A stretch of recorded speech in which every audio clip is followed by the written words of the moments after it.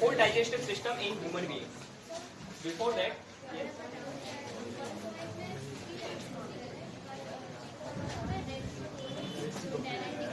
हाँ होता है, डेट्रिकोरस होता है ना, जो छोटे छोटे से पार्ट होते हैं, जैसे कि प्लांट की लीव गिरी है, कोई छोटा पार्ट है, उसको डिकम्पोज करने वाला होता है। इकोसिस्टम में जब आप जाओगे तो और ज्यादा माइक्रो लेवल की चीजें पता चलेंगी, जो अभी के हिसाब से पेरिफेरल चीजें थी वो मैंने बता दी थी, जितना आपके सिलेबस में कवर होता है। वो इकोसिस्टम में फूड चेन का पार्ट भी बनाता है।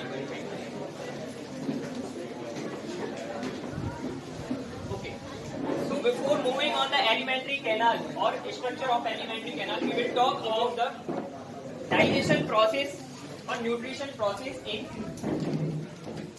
unicellular organism like amoeba. Okay? तो जो हम बात कर रहे थे 5 स्टेप्स के बारे में, क्या थे वो स्टेप्स?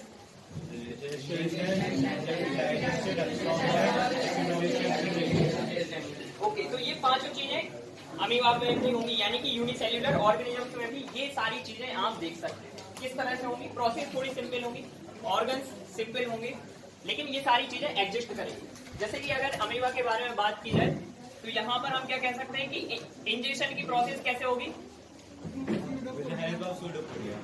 ओके, ये क्या है? एक तरह से हम कह सकते हैं बॉडी सरफेस है ये, ठीक है। इस प्रोसेस को क्या कहा जाता है? किसी को नाम पता है क्या? अमीबा की नहीं, अमीबियासिस तो एक डिसीज होती है। दो प्रोसेस होती है, एक होती है पिनोसाइटोसिस एंड एक होती है फैगोसाइटोसिस, ठीक है। Absorption of liquid substances inside the body is called as pinocytosis. लेकिन अमीबा क्या कर रहा है? सॉलिड सब्सटेंस को अपनी बॉडी के अंदर इंजेस्ट कर रहा है। इस प्रोसेस को क्या कहा जाता है? Phagocytosis. This process is called as phagocytosis. कैसे हो रही है? बॉडी सरफेस के थ्रू हो रही है। स्पेशल ऑर्गन्स उसने बनाए हुए हैं। किस तरह के स्पेशल ऑर्गन बनाए हुए हैं उसने? स्यूडोपोडिया, या जिन्हें हम फॉल्स स्वीट भी कह सकते हैं, ठीक है। तो यहाँ पर हम सबसे पहला स्टेप यही लिख सकते हैं। मैं डायग्रामेटिकली बता रहा हूँ और उसमें चीजें बता देता हूँ, ठीक है। जैसे कि सबसे पहले अगर हमें अमीबा बनाना हो, क्या शेप होता है अमीबा का? इरेगुलर शेप होता है, एसिमेट्रिकल, ठीक है। कोई भी शेप नहीं होता इसमें। ये यूकैरियोटिक सेल होती है, प्रोकैरियोटिक सेल होती है। एक दिन और मैंने ये एक यूकैरियोटिक सेल होती है, मतलब डेवलप्ड सेल है। इसके अंदर न्यूक्लियर मेम्ब्रेन प्रेजेंट है, well developed nuclear membrane and all the cell organelles are present.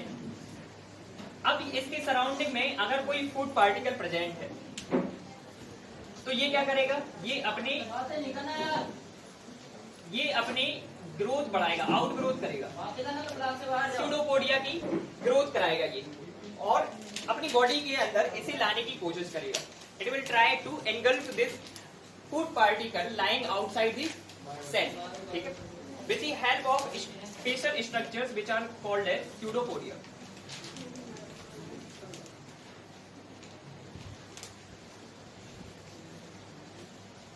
इसके अंदर बहुत सारे सेल ऑर्गेनेल्स प्रेजेंट है, जैसे कि माइटोकॉन्ड्रिया है, गोल्जी बॉडी है, सारी की सारी चीजें प्रेजेंट है। मैं जस्ट यहाँ पे न्यूट्रिशन के पॉइंट ऑफ व्यू से बात कर रहा हूँ, इसलिए सारी चीजें मेंशन नहीं की है। सिर्फ एक स्पेशल स्ट्रक्चर बना दी है जो कि न्यूट्रिशन से रिलेटेड है। क्या आप में से किसी को पता है कि ये क्या हो सकता है? नहीं, फूड वैक्यूल। किसी ने बताया है? जिसने भी बताया सही बताया। ये क्या है? Food vacuole. अमीबा के केस में डाइजेस्ट करने का काम कौन करेगा? फूड वैक्यूल करेगी, ठीक है। ये स्यूडोपोडिया ग्रो करेंगे और इसको एंगल्फ करने का काम करेंगे। तो ये क्या हुआ? ये हुआ इंजेक्शन की प्रोसेस, ठीक है। इसको मैं लिख दे रहा हूं यहाँ पे साइड में। ये प्रोसेस कहलाती है फैगोसाइटोसिस।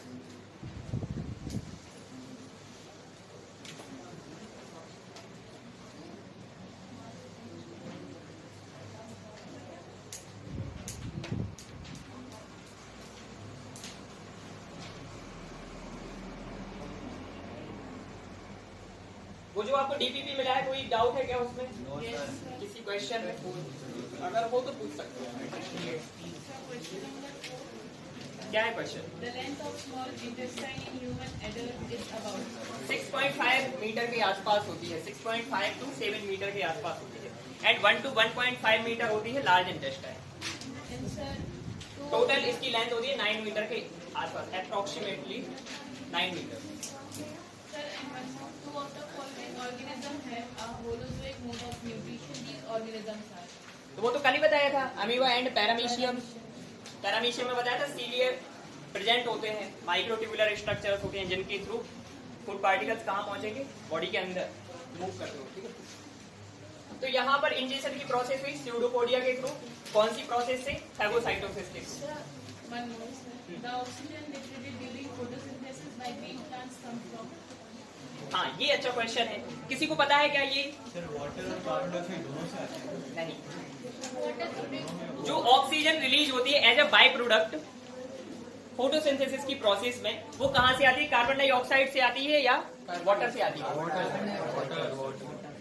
ओके, ये आती है वाटर से, वाटर की ऑक्सीजन होती है ये भी एक टाइम पर मतलब कॉन्ट्राडिक्टरी फैक्टर था कि ये कहाँ से आती है। तो इसके लिए एक एक्सपेरिमेंट किया गया, 3 साइंटिस्ट ने एक्सपेरिमेंट किया था हैवी आइसोटोप लेकर ऑक्सीजन का। ऑक्सीजन के 2 आइसोटोप होते हैं, अगर तुम लोग को पता हो तो, ठीक है, ऑक्सीजन 16 एंड ऑक्सीजन 18। तो उन आइसोटोप को यूज करके ये बताया गया था कि जो ऑक्सीजन इवॉल्व होती है वो कहाँ से आती है, वाटर से आती है, ठीक है। हाँ बिल्कुल बता देंगे। फिर इसके बाद जैसे ही ये फूड पार्टिकल इसकी बॉडी के अंदर पहुंचेगा तो इसकी फूड वैक्यूल एक्टिव हो जाएगी। किस मामले में एक्टिव हो जाएगी? डाइजेशन के लिए। पहली बात तो ये मूव करता हुआ जाएगा कहां पर, बॉडी के अंदर, और फूड वैक्यूल के अंदर ट्रैप हो जाएगा, ठीक है, तभी तो काम कर पाएगी फूड वैक्यूल। ये बॉडी के अंदर जाएगा और फूड वैक्यूल इसको ट्रैप करेगी। अब फूड वैक्यूल के साथ में क्या चीजें होंगी, बॉडी से, या इसके केस में तो ये सिंगल सेल है, तो सराउंडिंग से जितने भी एंजाइम्स हो सकते हैं वो एंजाइम कहाँ की तरफ आएंगे, फूड वैक्यूल की तरफ आएंगे, और कहाँ एंटर कर जाएंगे, फूड वैक्यूल के अंदर। क्योंकि किसी भी चीज को ब्रेक करने के लिए हमें क्या चाहिए है, बायो कैटालिस्ट, और ये बायो कैटालिस्ट इसकी सेल में प्रेजेंट है, कहाँ पहुंच गए हैं, फूड वैक्यूल तक पहुंच गए हैं। तो फिर सेकेंड स्टेप क्या होगा, प्रोसेस ऑफ डाइजेशन। ये फर्स्ट जो प्रोसेस थी ये थी इंजेक्शन, सेकेंड है digestion with the help of special enzyme coming towards the food vacuole.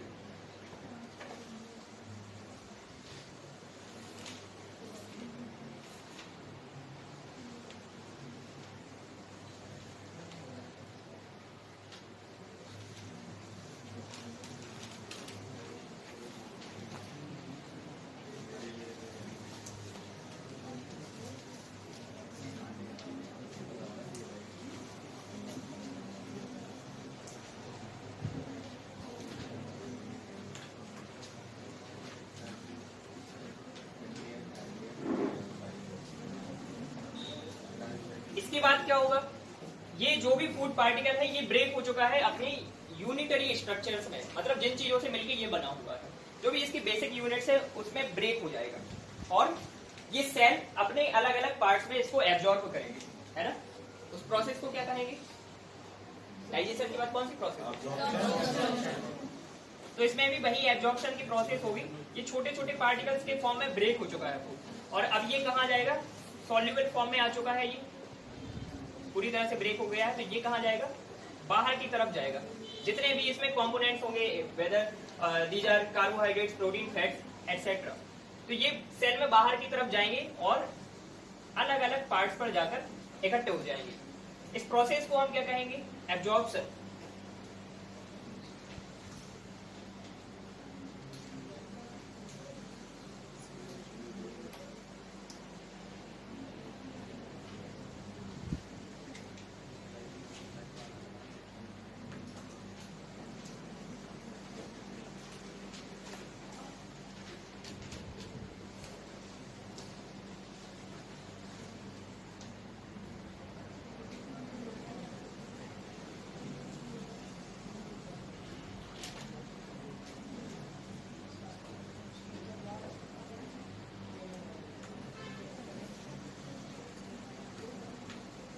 फिर इसके बाद कौन सी प्रोसेस होगी,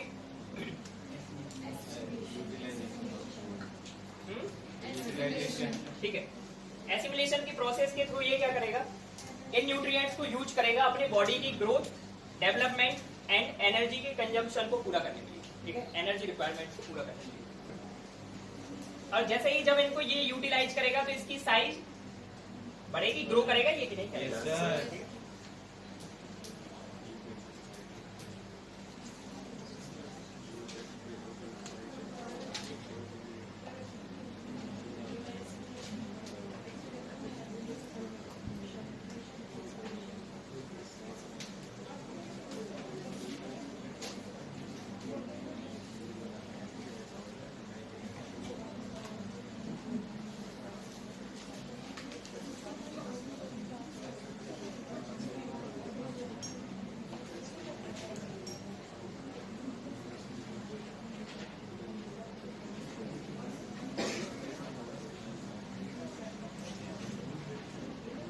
फिर इसके बाद क्या होगा? कुछ मटेरियल ऐसा भी हो सकता है जो कि ये यूटिलाइज ना कर पाया हो, तो उसको कहाँ जाना पड़ेगा? अब बॉडी से बाहर, ठीक है। और इसे वो बॉडी से बाहर कैसे कर सकता है? जनरल बॉडी सरफेस के थ्रू एक कोई पर्टिकुलर एरिया वो बर्स्ट होगा और वो पूरा का पूरा मटेरियल कहाँ जाएगा? बाहर की तरफ जाएगा। इस प्रोसेस को कहा जाएगा egestion.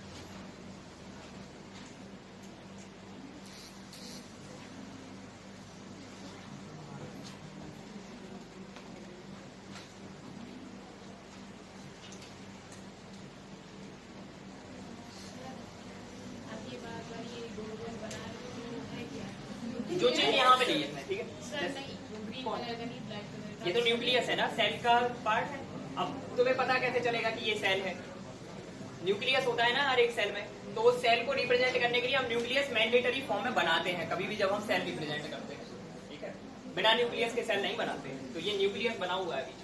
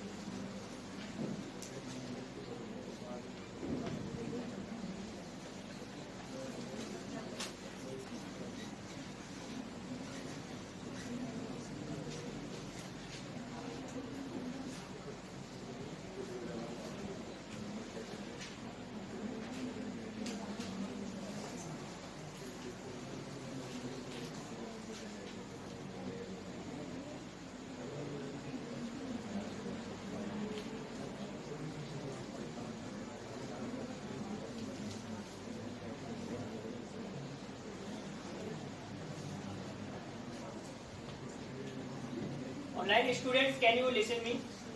Can you listen to me?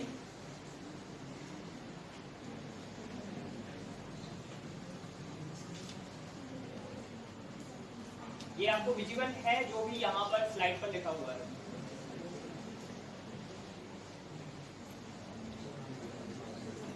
Katyayani, Richa, Harshita, if you want to say anything, you can unmute your mic.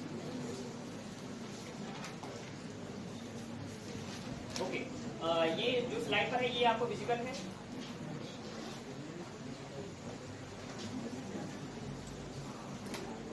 Okay, और ये जो राइटिंग है ये क्लियर है?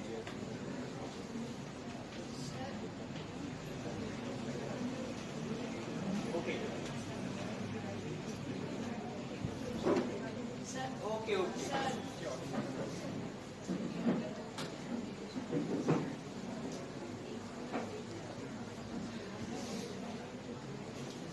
Now please tell me.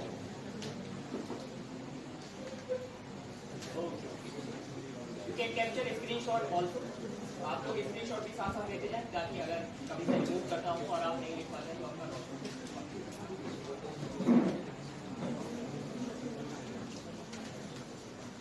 and you guys also can ask if you have any doubt. आप लोग यहाँ पे हैंड रेज कर सकते हैं, मैसेज ड्रॉप कर सकते हैं या सीधा पूछ भी सकते हैं। अपनी माइक है। अभी तक कोई डाउट है क्या इससे रिलेटेड? अगर कुछ है तो आप पूछ सकते हैं। वैसा ही रहने को यहाँ पे दिख नहीं रहा है। थोड़ा सा आप राइट साइड में फिर से करते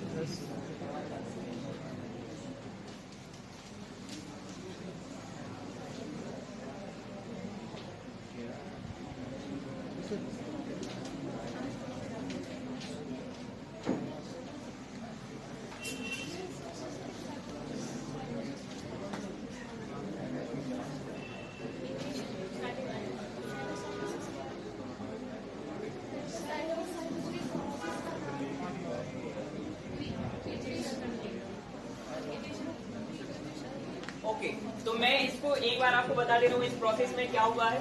वही जनरल प्रोसेस, वही 5 स्टेप्स जिनके बारे में हमने बात की थी। सबसे पहला स्टेप है इसमें इंजेक्शन।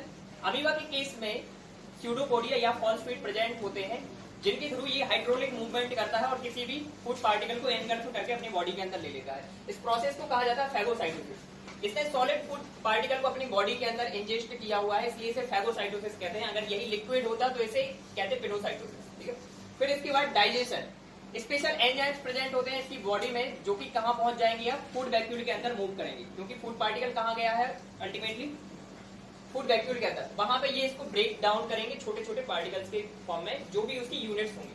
फिर इसके बाद इसकी जो बॉडी है ये एब्जॉर्ब करेगी। फॉर एग्जाम्पल मान लो कि एनर्जी प्रोडक्शन करना है, तो ये कहाँ मूव करेगा, माइटोकॉन्ड्रिया की तरफ मूव करेगा। ठीक है, तो जो ब्रोकन न्यूट्रिएंट्स है वो पहुंचेंगे अलग अलग हिस्से में बॉडी के, जहां भी उनकी रिक्वायरमेंट है। फिर इसके बाद उनको यूज किया जाएगा एनर्जी प्रोडक्शन के लिए या बॉडी बिल्डिंग के लिए। जो भी प्रोटीन मान लो बनाना है या फैट का फॉर्मेशन करना है, तो वो सारी चीजें फॉर्म होंगी एसिमिलेशन की प्रोसेस के अंदर, और इसके थ्रू क्या होगा, इसकी बॉडी में ग्रोथ एंड डेवलपमेंट के कैरेक्टरिस्टिक अपीयर होंगे। फिर इसके बाद अगर कोई वेस्ट सब्सटेंस बचा हुआ है तो वो बॉडी के बाहर जाएगा। इस प्रोसेस को कहेंगे एजेशन, और ये होता है बॉडी सरफेस के ब्रेक डाउन होने के कारण। ठीक है, कोई छोटा सा पार्ट होगा जहाँ से बॉडी सरफेस ब्रेक होगी और वो बाहर की तरफ होगा। एसिमिलेशन को कैसे एक्सप्लेन कर सकते हैं, डिफाइन कर सकते हैं।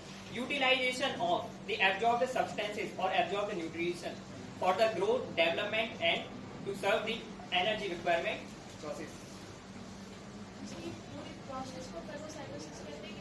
नहीं, सिर्फ इंजेक्शन को, और वो भी अमीबा के केस।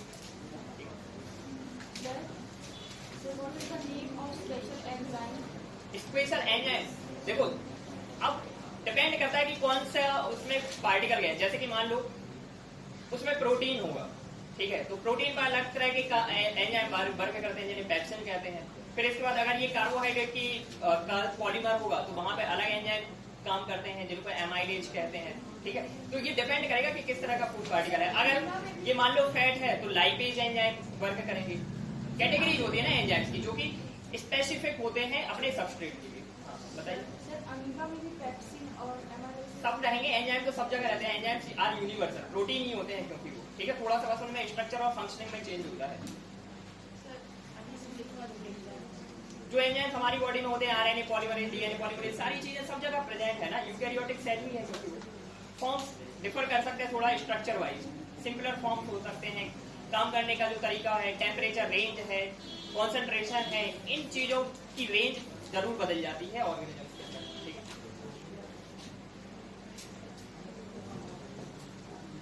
किसी को और कुछ पूछना है इससे रिलेटेड, या कोई क्वेश्चन वो जो मैंने दिए थे उसमें किसी को और कोई डाउट है क्या? ठीक है, तो ये मिटा दें फिर।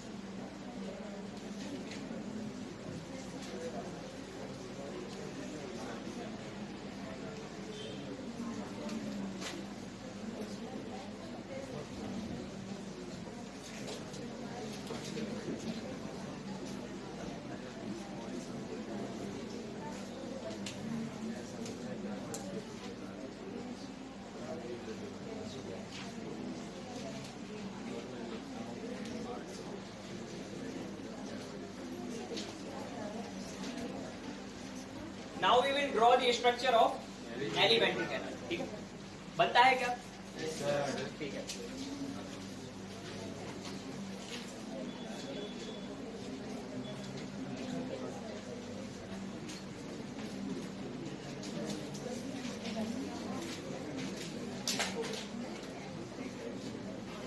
देखो स्टार्टिंग कहाँ से होती है? बकल कैविटी से स्टार्टिंग होती है. ठीक है, फिर इसके बाद ये पूरा जो रीजन है ये जो कनेक्ट करेगा बकल कैविटी को ईसोफेगस के साथ में, इसे क्या कहते हैं? फेरिंक्स. ठीक है, फेरिंक्स एक कॉमन पोर्शन होता है रेस्पिरेटरी ट्रैक्ट के लिए और फूड ट्रैक्ट के लिए. ठीक है, फिर इसके बाद आगे चल के ट्यूब्स स्पेसिफाई हो जाती हैं. रेस्पिरेटरी ट्रैक्ट अलग होता है, उसका क्या नाम होता है?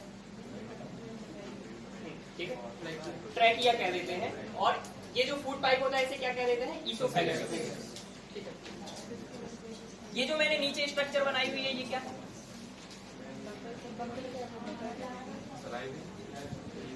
तीन तरह की सैलाइवरी ग्लैंड्स प्रेजेंट होती है. ठीक है, पैरोटिड, सब लिंगुअल एंड सब मैक्सिलरी. ये टंग के नीचे है इसलिए ये कौन सी है? सब लिंगुअल, पैरोटिड एंड सब मैक्सिलरी. ठीक है, तीन तरह की अलग अलग सैलाइवरी ग्लैंड्स होती है हमारे पास. फिर इसके बाद ये आगे की तरफ जाएगा और ज्वाइन करेगा किसे? ईसोफेगस वाले पार्ट को. ठीक है,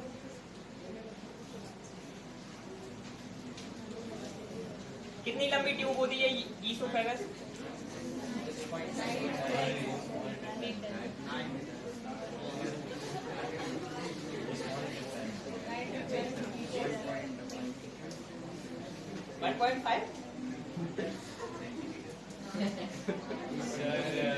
Less than 1 meter. Less than 1. कितना होगा ये? Half meter. 30 centimeter. 20 to 25 centimetre, ज्यादा से ज्यादा 30 सेंटीमीटर.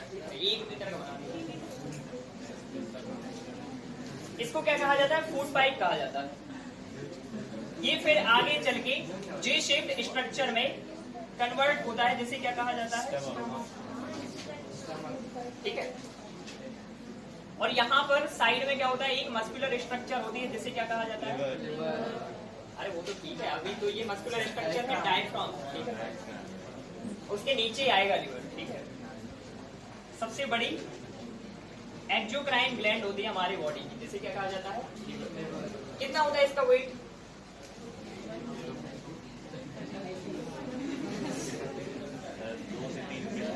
सही कह रहा है वो, 1 to 1.5 किलोग्राम होता है. अरे तो ठीक है, उसकी बॉडी में एक का ही होगा तो अब क्या करोगे?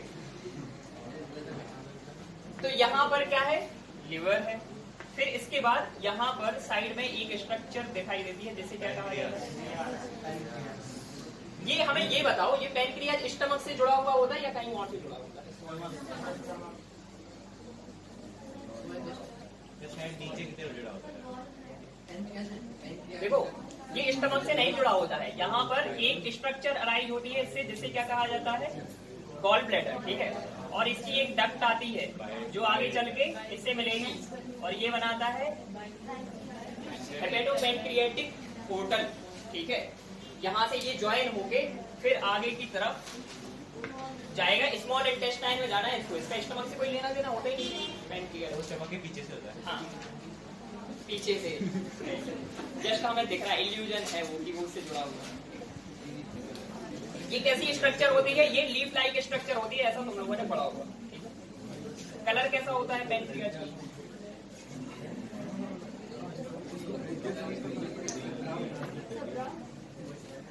पता करके आना.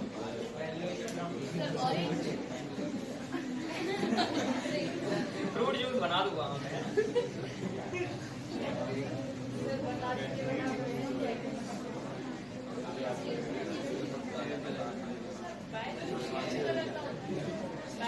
Bile juice yellowish green colour का होता है. उसमें 2 पिगमेंट होते हैं जिनकी वजह से वो कलर आता है. बिलीरुबिन एंड बिलीवर्डिन पिगमेंट्स कहलाते हैं.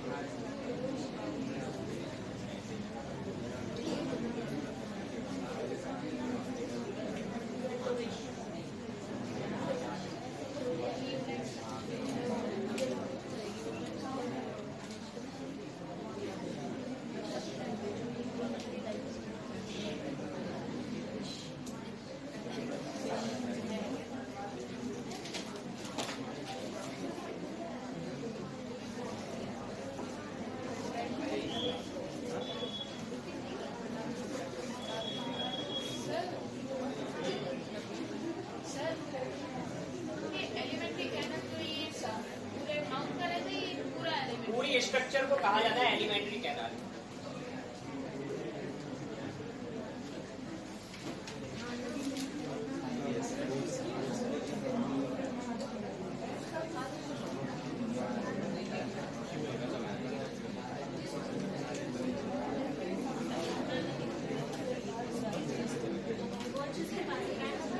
अब तुम लोगों ने एक चीज ये भी पढ़ी होगी कि लार्ज इंटेस्टाइन में एक छोटा सा पार्ट होता है आउटग्रोथ के फॉर्म में, जिसे क्या कहा जाता है?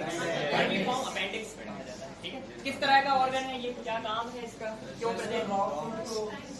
रॉ मीट को डाइजेस्ट कर सकते हैं करने के लिए।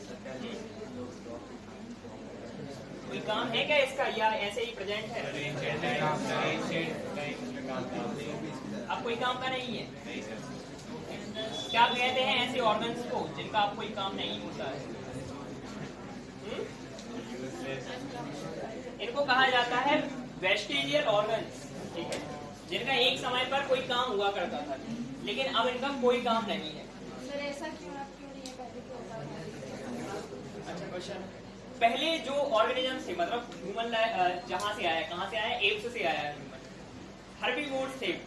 खाना बनाते थे क्या आप लोग? पिज्जा, सैंडविच, बर्गर बनता था क्या पहले? नहीं बनता था। प्रोसेस्ड फूड नहीं होता था, कुक्ड फूड नहीं होता था, कच्चा फूड होता था। अब उसका मेन इंग्रेडिएंट क्या है? जब भी आप कोई प्लांट सेल या प्लांट प्रोडक्ट को ले रहे हैं, उसमें सेल्यूलोज बहुत ज्यादा अमाउंट में होता है, क्योंकि सेल्यूलोज प्लांट सेल वॉल को बनाता है।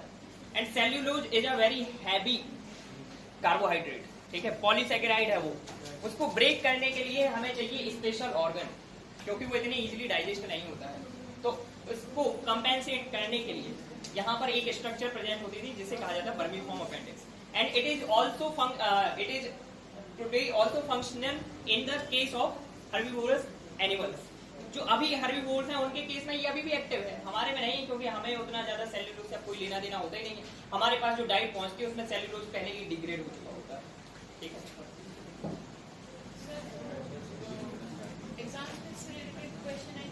पूछा जा सकता है, बिल्कुल पूछा जाता है। ये तो बड़ा पसंदीदा होता है टीचर। अपेंडिक्स को उनसे रिमूव भी करवा सकते हैं।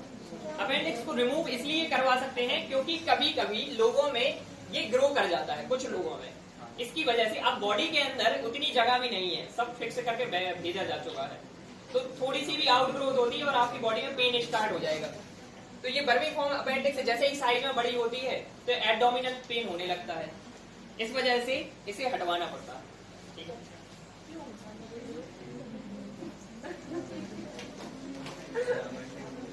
क्या हो गया? क्यों होता है ऐसा? जो ज्यादा हर्बीवोरस डाइट पे चले जाते हैं, ठीक है, तो उस सेल्यूलोज को ब्रेक डाउन करने के लिए ये सोचता है कि चलो हम कुछ अपना कंट्रीब्यूट कर देते हैं, इसको अपना काम करना है, तो ये अपनी साइज बढ़ाने लगता है। फिर ऐसे लोगों से कहा जाता है कि भैया बॉइल्ड फूड ही लो, तो हम ऐसा कुछ कच्चा मत खाना, नहीं तो तुम्हें समस्या फिर हो जाएगी। तो इसीलिए आप लोग भी बचकर रहें, ठीक है, ज्यादा घास की तरफ रुझान ना लें। हाँ, मैंने डिफरेंशिएट करने के लिए उसको अलग अलग से बना दिया। ठीक है, ये लार्ज है, ये बीच में स्मॉल इंटेस्टाइन है। अच्छा ये बताओ, थोरेसिक एंड एब्डोमेन में क्या डिफरेंस होता है? Thoracic and abdominal region, what is the difference between thoracic and mouth से लेके इसोफेगस के एंड तक, थोरैक्स वाला तो गले वाला है। हाँ, और सर एब्डोमेन मतलब इसोफेगस के नीचे वाला रीजन। हाँ, ये जो हमारा सीने वाला रीजन होता है that is called as thorax. फिर इसके नीचे वाला जो होता है वो कहलाता है एब्डोमेन। ठीक है, फिर इसके बाद पोस्टीरियर, एंटीरियर, ये चार पोर्शन होते हैं। तो ये जो इसोफेगस है ये कहाँ पे आएगा? ये आएगा थोरेसिक रीजन में। कोई अगर पूछ ले तो आपको पता रहे कि कौन सा ऑर्गन किस रीजन में पड़ता है।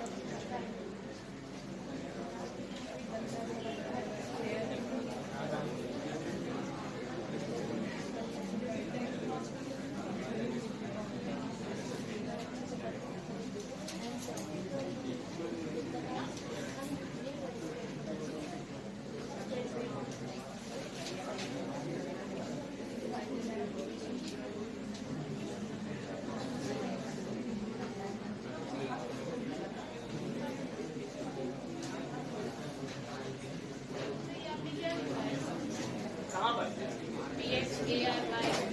फेरिंक्स लिखा है, फेरिंक्स।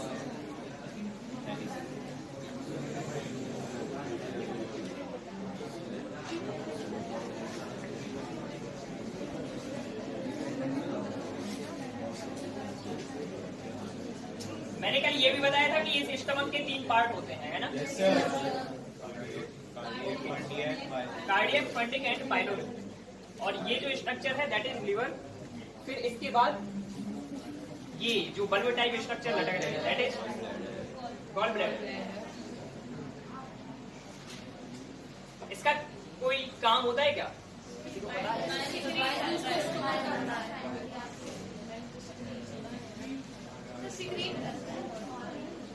स्टोरेशन का काम होता है भाई गॉल ब्लैडर।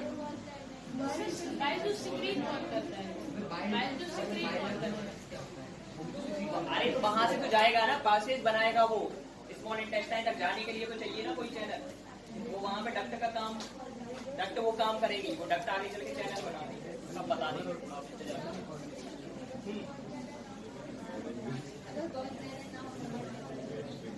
अगर गॉल ब्लैडर ना हो तो क्या होगा? बात कर रहे हो यार। फैट का डाइजेशन कैसे होगा? फैट का डाइजेशन करने के लिए ही तो हम यहाँ से सारी चीजें लेके जा रहे हैं। जो बाइल जूस जा रहा है वो क्या करता है?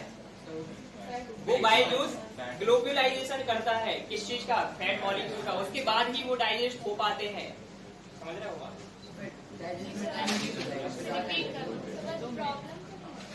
अरे तो प्रॉब्लम कैसी बात कर रहे हो? तुम्हारी बॉडी में फैट अनडाइजेस्टेड रह जाएगा और कह रहे हो प्रॉब्लम नहीं होगी।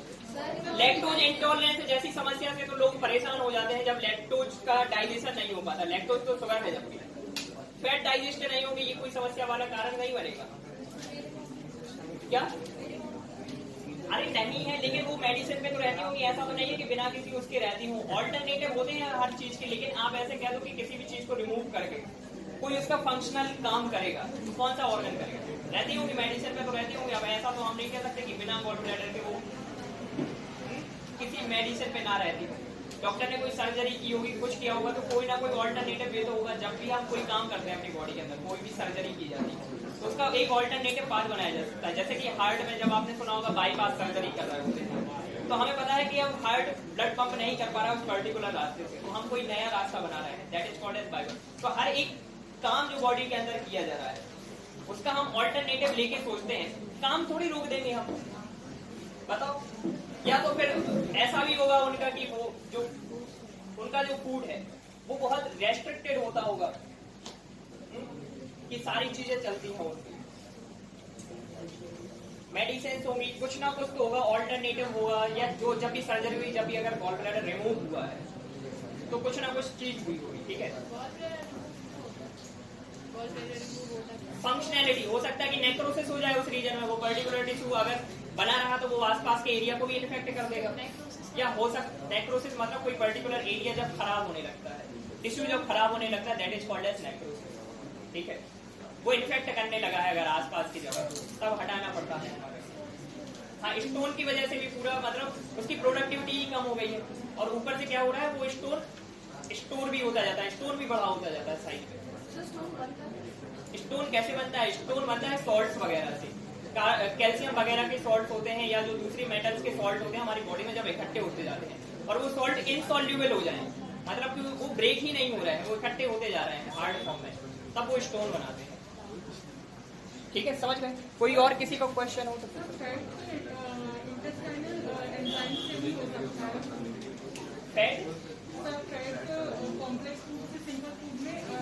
देखो, इंटेस्टाइन में तो होगा ही, स्मॉल इंटेस्टाइन में तो वैसे भी होता ही है।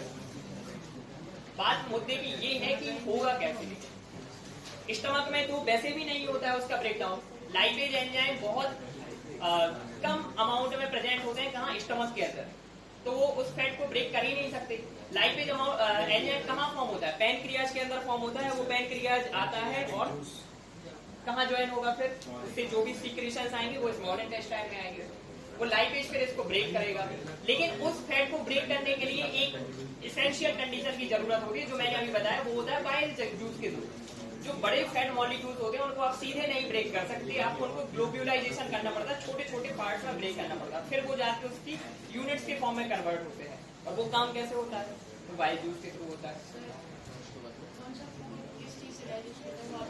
हाँ, वो अभी मैं बता दूंगा।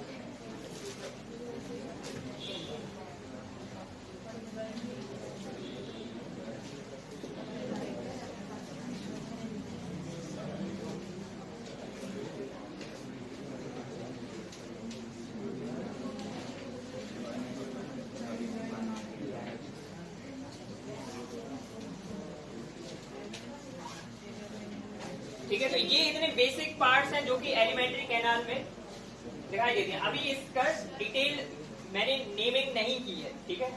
यहाँ पे बहुत सारे ऐसे नेम हैं जो हो सकते हैं, लेकिन आपकी बुक में लगभग इतने ही नाम हैं। रेक्टम, जहाँ पे अनडाइजेस्टेड फूड जाके स्टोर हो जाएगा, जिसका कोई काम नहीं है, और उसको रिमूव किया जाएगा फिर लास्ट पोर्शन के थ्रू, जिसे एनएस कहते हैं। हाँ,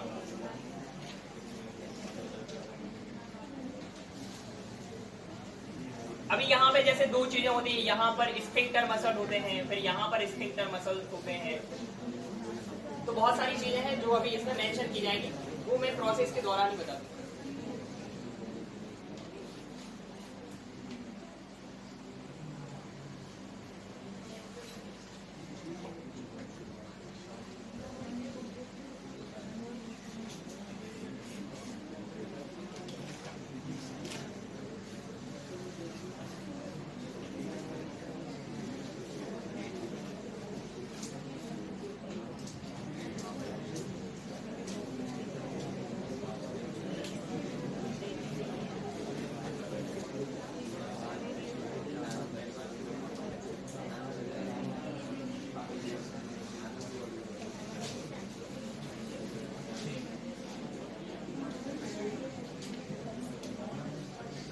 ये यहाँ से यहाँ तक की जो स्ट्रक्चर्स हैं, स्टमक से लेके लार्ज इंटेस्टाइन वाली स्ट्रक्चर, जनरली स्मॉल इंटेस्टाइन तक की, ये आती है कौन से पार्ट में? एब्डोमिनल पार्ट में। एब्डोमिन वाले पार्ट को बिलोंग करते हैं।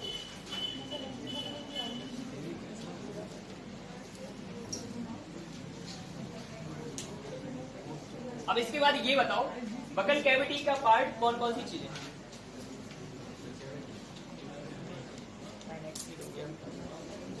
रीजॉइन कर लो।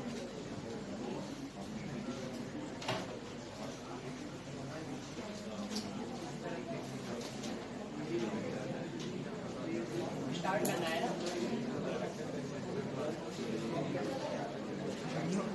टाइमर आता है ना ऊपर जाके।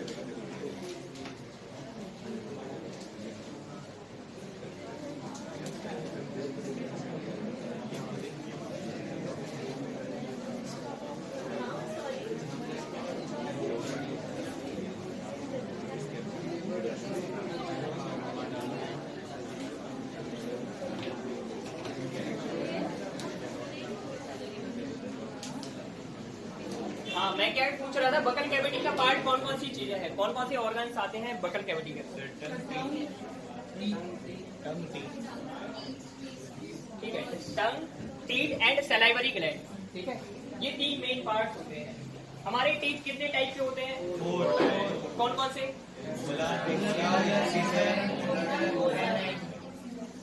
ठीक है, इंसीजर, कैनाइन, प्रीमोलर एंड, ठीक है। सबसे आगे कौन से होते हैं? साइड में, उनके बाद,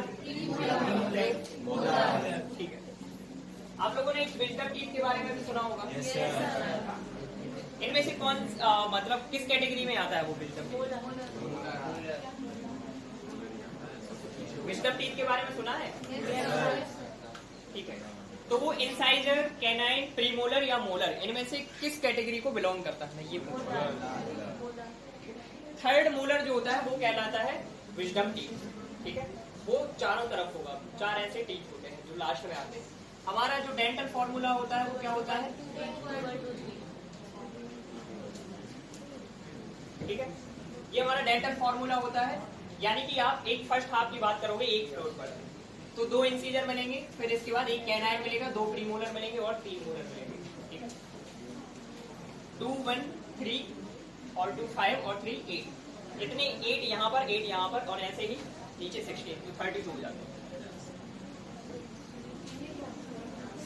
हाँ, नहीं, थर्ड मोलर होता है, तो थर्ड मोलर तो यहाँ भी होगा, यहाँ भी होगा, यहाँ भी होगा, यहाँ भी होगा। Third molar is called as wisdom teeth. कोई एक नहीं होता है पर्टिकुलर। आप लोग को पता नहीं किस हिसाब से पता है वो। हाँ,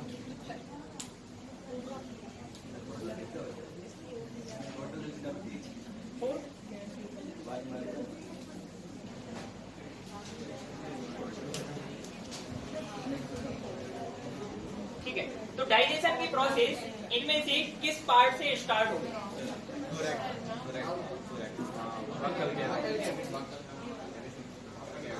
बकल कैविटी से स्टार्ट होगी, स्टमक से या इंटेस्टाइन से? कहाँ से? क्या होता है बकल कैविटी में, किस तरह का डाइजेशन होता है?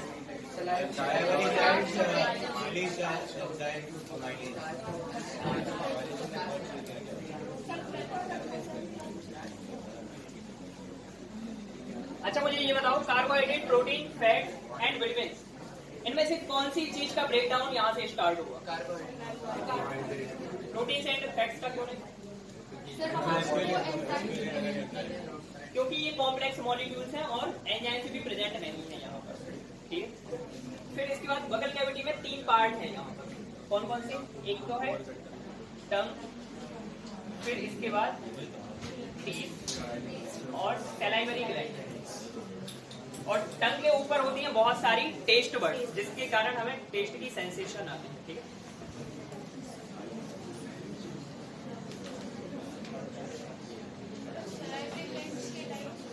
तीन तरह के होते हैं salivary glands,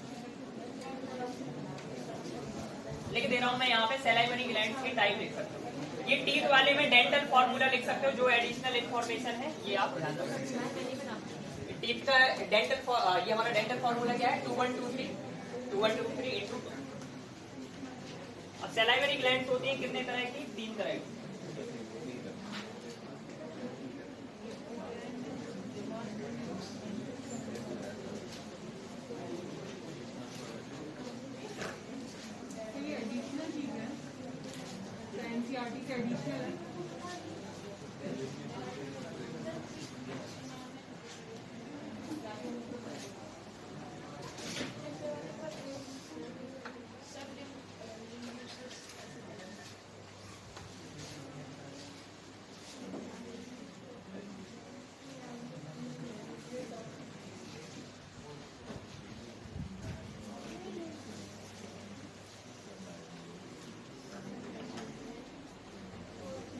So how many salivary glands are present in buccal cavity? 3 type of salivary glands are there. First one is parotid. After that, sublingual and submaxillary. Okay.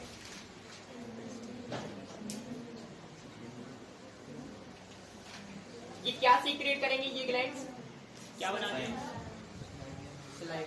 Saliva बनाते हैं, ठीक है। उसमें एंजाइम्स होते हैं। ये एसिडिक होता है या बेसिक होता है?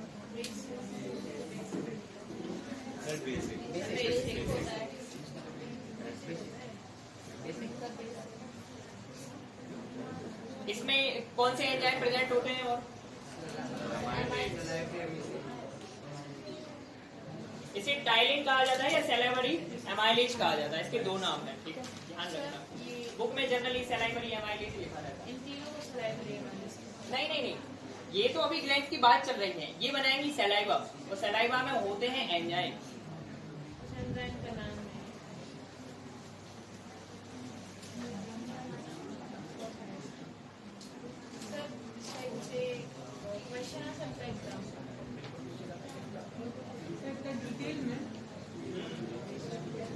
एनसीईआरटी हमेशा सिर्फ आपको पेरीफेरी देती है, उसका मतलब ये नहीं है कि क्वेश्चन वहां से नहीं आता है। हमेशा आपको वहां पे एनकोडेड लैंग्वेज मिलती है जब भी आप एनसीईआरटी देखो। रिफ्रेशर इसलिए इतनी बड़ी क्यों होती है उस पर्टिकुलर चैप्टर की? क्योंकि उसमें बिल्कुल शॉर्ट में लिख देते हैं, समरी टाइप में, आपको वो समझ नहीं पड़ती है चीजें। अगर जनरली आप सोचोगे कि वो पढ़ के काम चल जाएगा, तो कई बार क्वेश्चन में फंस जाते हैं इसी चक्कर में, फिर पता नहीं करना। अच्छा, मैंने उसमें एक क्वेश्चन ये दिया था कि किसकी स्मॉल इंटेस्टाइन साइज में बड़ी होगी?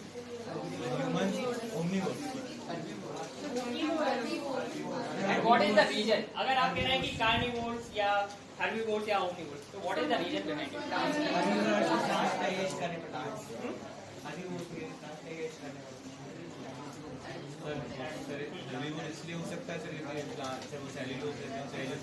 हर्बीवोर्स की स्मॉल इंटेस्टाइन साइज में बड़ी होती है, ठीक है।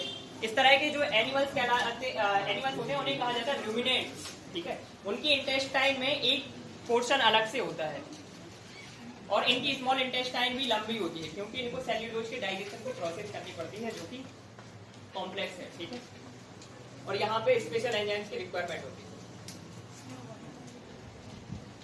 यहाँ पे लिख सकते हो सैलाइवरी ग्लैंड से क्या प्रोड्यूस होता है?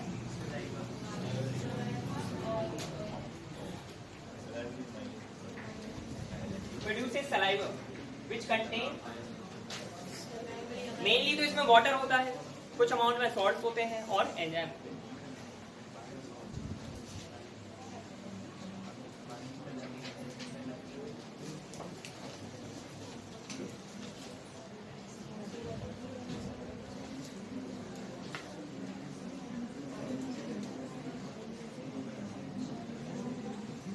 ये एंजाइम का नाम लिख लेना है, यहाँ पे लिख लेना। इस एंजाइम को कहा जाता है टाइलिन, या इसी को कहा जाता है सलाइवरी एमाइलेज।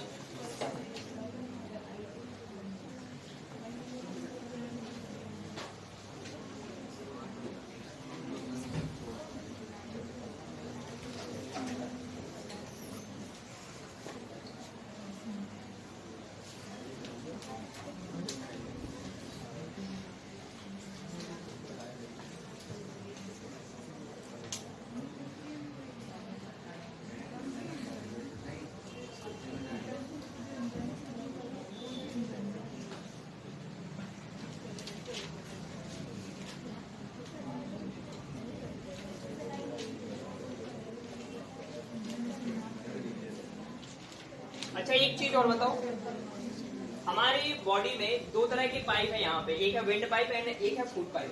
तो आपका फूड विंड पाइप में ना चला जाए, इस चीज को प्रोटेक्ट करने के लिए क्या होता है? ठीक है, एक स्ट्रक्चर होती है जिसे क्या कहा जाता है? एपिग्लॉटिस, जो कि विंड ट्रैक्ट को बंद कर देगा उतने टाइम के लिए जब तक कि किसी चीज को एंगल्फ किया जा रहा है, ठीक है। फिर इसके बाद एक और टर्म आता है यहाँ पे, peristaltic movement. What it is?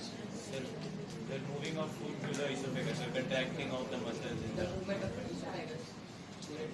muscles contract in the esophagus to move the food. ठीक है, कंटिन्यूअस कॉन्ट्रैक्शन के कारण फूड आगे की तरफ मूव करता है, ठीक है। इसे क्या कहा जाता है? Peristaltic movement.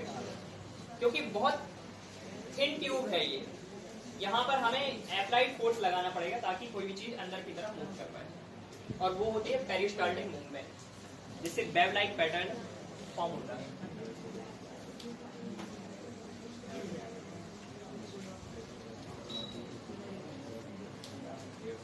अच्छा यहाँ पे एक चीज और लिख लो,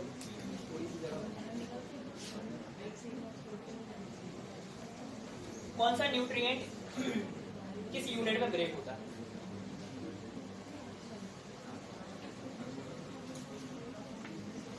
कार्बोहाइड्रेट्स किस चीज में ब्रेक होते हैं? ग्लाइकोजन तो एक तरह से हमारी बॉडी में रिजर्व फूड मटेरियल, ग्लूकोज ही स्टोर होता है आगे चल के ग्लाइकोजन के फॉर्म में, उसका केमिकल स्ट्रक्चर चेंज हो जाता है लीवर में जाके।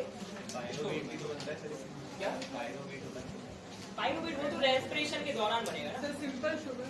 जैसे ग्लूकोज होता है ना, तो ग्लूकोज आगे चल के ब्रेक होगा पाइरुविक एसिड के फॉर्म में, छोटी स्ट्रक्चर है उससे, ठीक है, पाइरुवेट बनाएगा। वो पाइरुवेट फिर एंटर करेगा कहाँ पर? क्रैब साइकिल में, और फिर वहां से आपको एटीपी का फॉर्मेशन करके देगा।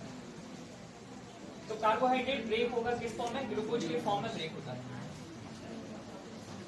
इसकी बेसिक यूनिट क्या कह सकते हैं हम? ग्लूकोज। ये क्या है? एक तरह से मोनोसैकेराइड। फिर इसके बाद प्रोटीन, प्रोटीन की यूनिट क्या होती है? Amino acid. And amino acid के बारे में खास बात यह है कि इसमें नाइट्रोजन हमेशा प्रेजेंट होता है। सर जो आप एक्सप्लेन कर रहे हो, ये ब्रेक डाउन है कि कार्बोहाइड्रेट इस हाँ, में ब्रेक कि कार्बोहाइड्रेट ब्रेक होगा इस चीज में, प्रोटीन इस चीज में ब्रेक होगा। क्या? पेप्सिन या पेप्टाइड? क्या कह रहे हो? पेप्टाइड। देखो, अमीनो एसिड की चेन को कहा जाता है पेप्टाइड, ठीक है। जो अमीनो एसिड होते हैं ये आपस में मिल जाए अगर, तो ये आगे मिलके क्या बनाते हैं? पेप्टाइड चेन बनाते हैं। 10 अमीनो एसिड जनरली जब मिल जाते हैं तब एक पेप्टाइड चेन बनती है। पेप्टाइड जब मिल जाते हैं तो पॉलीपेप्टाइड बनती है, और पॉलीपेप्टाइड चेन से प्रोटीन बनता है। पहले प्रोटीन ब्रेक होता है अमीनो एसिड में, फिर वो पेप्टाइड बनाता है। हाँ, मतलब प्रोटीन बिल्कुल अपनी बेसिक स्ट्रक्चर पे चला जाएगा एमिनो एसिड, फिर इनको जोड़ जोड़ के बनाएगा अलग अलग तरह के पेप्टाइड, पॉलीपेप्टाइड, फिर इसके बाद प्रोटीन बनाएगा, जिस तरह का भी पेप्सिन एंजाइम से पेप्टोज ब्रेक होता है। हाँ, वो ट्रिप्सिन का वो वाला पेप्सिन खुद एक्टिव एंजाइम नहीं है, वो आगे चल के चेंज होगा, अपने आप को चेंज करेगा पेप्सिनोजन के फॉर्म में, ठीक है। फिर इसके बाद ये एक्ट करता है और प्रोटीन को प्रोटीजेज एंड पेप्टोज में ब्रेक करता है। सर पेप्टाइड और पेप्सिन दोनों अलग अलग चीजें हैं, उनके बारे में बात करेंगे अभी। जैसे आपने पूछा कि पेप्टाइड क्या है, तो पेप्टाइड एमिनो एसिड का ग्रुप है, पेप्सिन वो एंजाइम है जो प्रोटीन को ब्रेक करता है, दोनों ही अलग चीजें हैं। फिर इसके बाद फैट, फैटी एसिड, इसके बारे में ध्यान रखना, ये होता है 2 यूनिट्स में ब्रेक, एक होता है ग्लिसरॉल एंड एक होता है फैटी एसिड। इन दोनों में बस थोड़ा सा डिफरेंस है, फैटी एसिड में एक COH यानी कि COH ग्रुप प्रेजेंट होते हैं और जो ग्लिसरॉल होता है उसमें OH ग्रुप प्रेजेंट होते हैं। इसकी जरूरत नहीं पड़ेगी अभी।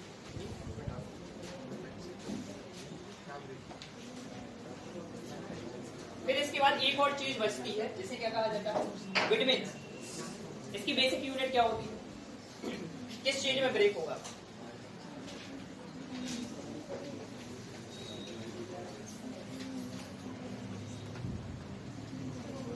बताओ, इन तीनों का तो बता दिया, अब ये नहीं बता रहा हूं।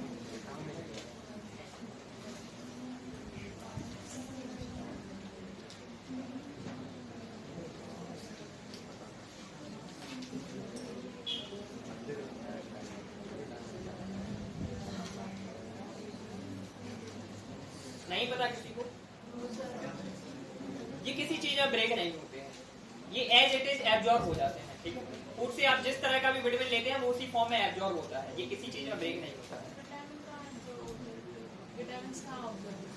विटामिन से ब्लड में जाएंगे, ब्लड के थ्रू जहां भी उनकी साइट है वहां पहुंचेंगे, डायरेक्ट एब्जॉर्ब हो जाएगा। बिल्कुल सीधी सी बात है, हर एक चीज ब्लड में ही एब्जॉर्ब होगी।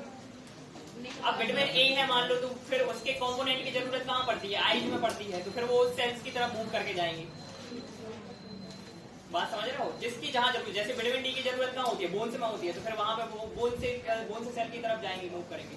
विटामिन सी की जरूरत कहाँ होती है, बकल कैविटी में होती है, गम्स को स्ट्रॉन्ग करने के लिए होती है, तो वहां जाएंगे। विटामिन ई की जरूरत बालों में होती है, तो इस तरह से अलग अलग जगह पे मूव करेंगे। विटामिन के की जरूरत ब्लड में होती है। बोन में कैसे जाता है? क्या बोन में कैसे जाता है? बोन के अंदर भी सेल्स होती है, तुम्हें क्या लगता है? बोन के अंदर लिक्विड होता है, बोन मैरो, ठीक है, वो भी पर्टिकुलर सेल्स में होता है। बोन शुरुआत से ऐसी नहीं है, बोन सॉलिडिफाई होती है टाइम के साथ में, लेकिन उनमें स्टिल परमिएबिलिटी होती है, चीजें पहुंचती हैं, डिपोजिशन होता जा रहा है। वहां से जो सेल्स है वो भी तो बाहर आती हैं। एरिथ्रोपोइसिस जो रेड ब्लड सेल्स फॉर्म होने की प्रोसेस है, वो तो बोन के अंदर ही हो रही है। फिर तुम कहोगे कि आरबीसी बाहर कैसे आ रही है?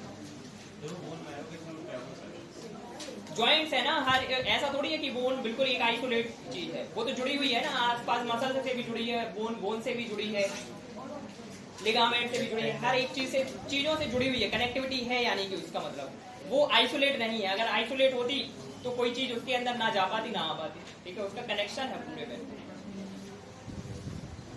तो इसके बारे में क्या लिख सकते हैं कि ये एज इट इज एब्जॉर्ब हो जाता है।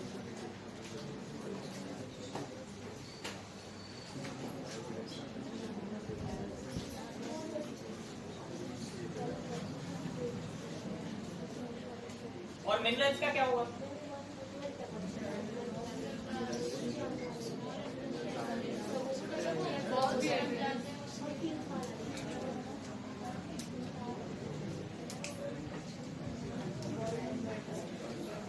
ये जो इसकी प्रोसेस बची है, एक दिन की प्रोसेस बची है, नेक्स्ट क्लास में ये ह्यूमन के अंदर जो प्रोसेस है न्यूट्रिशन वाली, ये खत्म हो जाएगी, ठीक। कॉन्वेंट में जो है वो रुक जाएंगे, बाकी क्लास में जाएंगे, ठीक है।